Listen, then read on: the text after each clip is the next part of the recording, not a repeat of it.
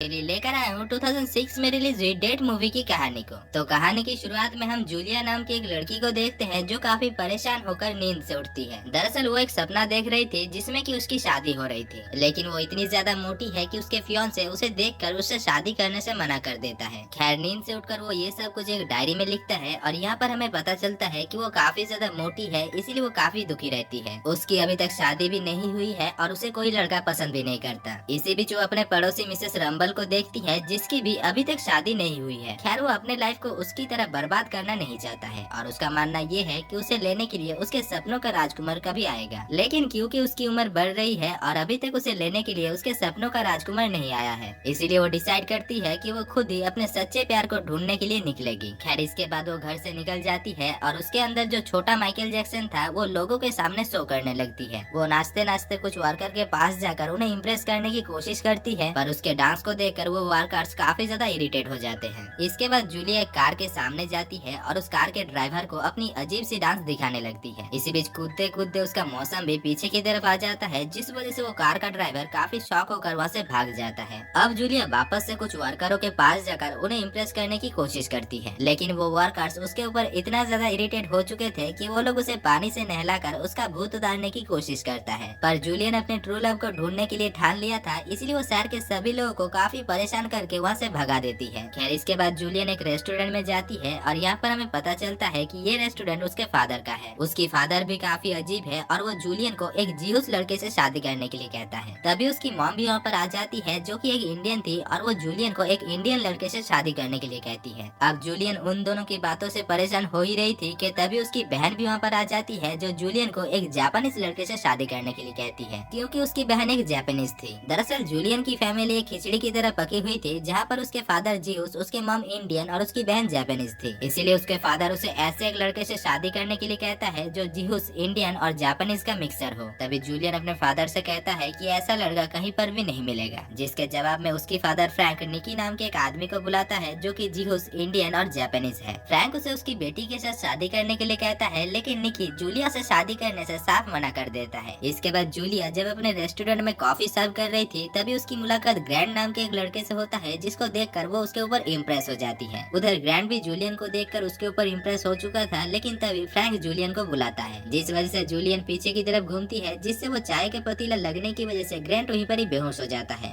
अब जूलियन वापस से ग्रैंड की तरफ देखती है, लेकिन तभी उसे वहाँ पर ग्रैंड नहीं मिलता, जिसको देखकर वो सोचती है कि शायद ग्रैंड उसे देखकर भाग गया है। खैर, इसके बाद जूलियन एक मैरिज ब्रोकर के पास जाती है जिसका नाम था हिच। वहाँ पर पहुंचकर जूलियन देखती है कि हिच काफी बौना आदमी है और उधर हिच भी जूलियन को पहली नजर में देखकर ही समझ जाता है कि उसे कोई भी लड़का पसंद नहीं करने वाला, इसीलिए वो जूलियन को वहाँ से जाने के लिए कहता है, लेकिन बाद में उसका मन बदल जाने की वजह से वो जूलियन को बुला लेता है। अब वो अंदर लाकर जूलियन को उसके किए हुए काफी सक्सेसफुल शादियों को दिखाता है, जिसको देखकर जूलियन काफी खुश हो जाती है। इसके बाद वो जूलिया को कैसे लड़कों के साथ डेट किया जाता है इसके बारे में सिखाता है, लेकिन उसके मुँह से उसे काफी ज्यादा बास आ रही थी, इसीलिए उसके मुँह को साफ करता है और तभी उसे उसके मुँह से एक बड़ा सा मांस का टुकड़ा मिलता है। खैर, इसके बाद वो उसे ठीक करने के लिए एक गैरेज में लेकर जाता है, जहाँ पर कई सारे कार मैकेनिक को बुलाकर वो उसकी पंचर ठीक करता है। वो लोग एक कटर से उसके नाखून को काटते हैं जो कि काफी बड़े बड़े थे। इसके बाद गैरेज में उसे काफी अच्छी तरीके से सर्विस किया जाता है और उसे एक पतीले से एक चाय के कप में बदल दिया जाता है। अब जूलिया अपने मोटापे को कम हुआ देखकर काफी खुश हो जाती है और वो हिच को थैंक यू कहती है। खैर, इसके बाद हिच उसे एक डेट पर लेकर जाता है, जहाँ पर एक लड़के के लिए काफी सारे लड़की लाइन देकर खड़े हुए थे। वहाँ पर जूलियन भी लाइन देकर खड़ी हो जाती है और वो लड़का और कोई नहीं बल्कि ग्रैंड था। इसके बाद ग्रैंड वहाँ पर आकर एक एक करके उन सभी लड़कियों को नॉक करता है और आखिर में जूलियन के पास जाकर उसे प्रपोज करता है। इसके बाद वो लोग खाना खाने के लिए एक रेस्टोरेंट में जाते हैं, जहाँ पर ग्रैंड नशा करके काफी उल्टे सीधे हरकतें करने लगता है। खैर, इसके बाद वो दोनों जूलियन के घर जाते हैं, जहाँ पर ग्रैंड जूलियन के अंडरवेयर को देखकर काफी ज्यादा शॉक्ड हो जाता है। खैर, अगले सीन में हम देखते हैं कि जूलियन ग्रैंड को अपने फैमिली के साथ मिलाने के लिए लेकर आती है, लेकिन उसके मॉम और डैड ग्रैंड के साथ काफी अजीब बिहेव करते हैं, जिससे ग्रैंड को काफी अजीब लगता है। इसी बीच ग्रैंड जब एक बोतल खोल रहा था, तभी उस बोतल का ढक्कन उस घर के एक एंटीक सामान के ऊपर जाकर लगता है, जिससे वो सामान गिरकर टूट जाता है। दरअसल उस सामान के अंदर उनके ग्रैंडमदर के डेड बॉडी को दवाई से लपेट कर रखा गया था, जो कि टूटने की वजह से बाहर आ जाता है और वहाँ पर मौजूद सभी लोग ये सब कुछ देखकर काफी ज्यादा परेशान हो जाते हैं। अगले सीन में हम देखते हैं कि जूलिया ग्रैंड को ड्रॉप करने के लिए जाती है, जहाँ पर वो दोनों एक दूसरे के साथ काफी बातें करते हैं। इसी बीच जूलिया ग्रैंड से कहती है कि उसे एक शेफ बननी थी, लेकिन उसके घर वाले नहीं चाहते थे कि वो एक शेफ बने, इसीलिए उन्होंने उसे स्कूल नहीं भेजा था। था। खैर इसके बाद ग्रैंट उसे एक ज्वेलरी शॉप में लेकर जाता है और वहाँ से एक रिंग खरीद के उसे प्रपोज करता है। इसके बाद अगले सीन में हम देखते हैं कि ग्रैंट जूलियन के फैमिली को अपने फैमिली के साथ मिलाने के लिए लेकर जाता है। दूसरी तरफ हम ग्रैंट के फादर को देखते हैं जिसका नाम था फ्रैंक और वो गार्डन में जिम्नास्टिक कर रहा था। इसी बीच वो लोग वहाँ पर पहुँच जाते हैं और फ्रैंक काफी अच्छी तरीके से उन्हें अपने घर में स्वागत करता है। इसके बाद हम ग्रैंट के मॉम को देखते हैं जिसकी हरकतें काफी ज्यादा बचकानी थी और वो ऐसी हरकतें कर रही थी जो मैं आपको नहीं दिखा सकता। खैर वो लोग एक साथ बैठकर लंच करते हैं और इसी बीच फ्रैंक जूलियन से वो लोग कब मैरिज कर रहे हैं इसके बारे में पूछता है, जिसमें जूलियन उससे कहती है कि वो लोग जल्दी शादी करना चाहते हैं, इसलिए फ्रैंक उनके सभी वेडिंग का खर्चा खुद उठाने का वादा करता है। इसके बाद अगले सीन में हम जूलियन को उसके डैड के साथ देखते हैं जहाँ पर उसके डैड जूलियन को ये शादी करने से मना करता है क्योंकि उसे ऐसा लग रहा था कि ग्रैंट जूलियन के लिए अच्छा लड़का नहीं है। इसीलिए वो निकी को भी बुलाता है जो कि ट्रक के नीचे ट्रक को रिपेयर कर रहा था। अब निकी जब जूलिया के पास आता है तब वो जूलिया को पतला हुआ देखकर उससे शादी करने के लिए राजी हो जाता है, लेकिन जूलिया तो बस ग्रैंट से ही प्यार करती थी, इसीलिए वो निकी से शादी करने से मना करके वहाँ से चली जाती है। अगले सीन में हम जूलिया और ग्रैंट को एक मैरिज डायरेक्टर के पास देखते हैं जहाँ पर वो लोग अपने वेडिंग को प्लान करने के लिए आए थे। वहाँ पर ग्रैंट मिसेस हैलिसन को देखकर उसके ऊपर काफी ज्यादा अट्रैक्ट हो जाता है क्योंकि उसकी फिगर की शेप काफी ज्यादा अच्छी थी। खैर वो दोनों वहाँ पर अपने वेडिंग को प्लान करते हैं और इसके बाद ग्रैंट जूलिया को एक वाटर पार्क लेकर जाता है जहाँ पर पहुंचकर ग्रैंट की मुलाकात उसकी एक्स गर्लफ्रेंड एंडी से होती है और वो दोनों वहाँ पर काफी देर तक बातें करते हैं। इधर हम जूलिया को देखते हैं जो उन दोनों को एक साथ देखकर काफी ज्यादा जेलस हो रही थी। खैर इसके बाद हमें जूलिया की एंगेजमेंट के दिन को दिखाया जाता है जहाँ पर एंडी भी उसके पास आती है। दरअसल जूलिया की जो वेडिंग ड्रेस थी वो काफी ज्यादा लंबी थी, इसीलिए वो उसे काटने के लिए एंडी को एक कैंची लाने के लिए भेजती है, पर तभी उसका पैर उसके कपड़े से उलझ जाने की वजह से वो एक इलेक्ट्रिक मीटर के ऊपर गिरकर बेहोश हो जाती है। अब जब वो होश में आती है तब वो वहाँ पर मौजूद सभी लोगों के थॉट्स को अपने आप इमेजिन करने लगती है। इसी बीच वो देखती है कि एंडी मन ही मन कह रही थी कि वो ग्रैंट के साथ शादी करना चाहती है, इसीलिए वो ग्रैंट के साथ जूलिया की शादी होने नहीं देगी और उन दोनों के बीच ब्रेकअप करवा देगी। खैर ये सब कुछ जानकर जूलिया एंडी को मारकर वहाँ से भाग जाती है। इसके बाद अगले सीन में हम देखते हैं कि जूलिया हिच के पास जाकर उससे इसके बारे में बात करती है। वो हिच से कहती है कि एंडी के आने से पहले उसके और ग्रैंट के बीच रिलेशन काफी अच्छी चल रही थी, लेकिन उसके आने के बाद उन दोनों के बीच काफी दरार चल रहा है, जिसको सुनने के बाद हिच उसे ग्रैंट को एक डांस पर ले जाने के लिए कहता है और इसीलिए वो उसे डांस सिखाने लगता है। इसके बाद ऐसे ही कुछ दिन गुजर जाता है और जूलिया अपने वेडिंग के दिन उठकर देखती है कि उसके फेस में एक पिंपल आ चुका है, इसीलिए वो उसे ठीक करने की काफी कोशिश करती है, जिससे उसे वेडिंग में जाने में काफी देर हो जाती है। वहीं दूसरी तरफ हम ग्रैंट को देखते हैं जो एंडी के साथ जूलिया की वेट कर रहा था, लेकिन काफी देर तक जूलिया जब नहीं आती तभी एंडी उससे कहती है कि वो उसे अभी भी बहुत प्यार करती है और वो उसके साथ शादी करना चाहती है, जिसको सुनने के बाद ग्रैंट उसे मना करता है और एंडी उसे जबरदस्ती किस करने लगती है। वहीं दूसरी तरफ हम जूलिया को देखते हैं जो कि तब तक वहाँ पर पहुँच चुकी थी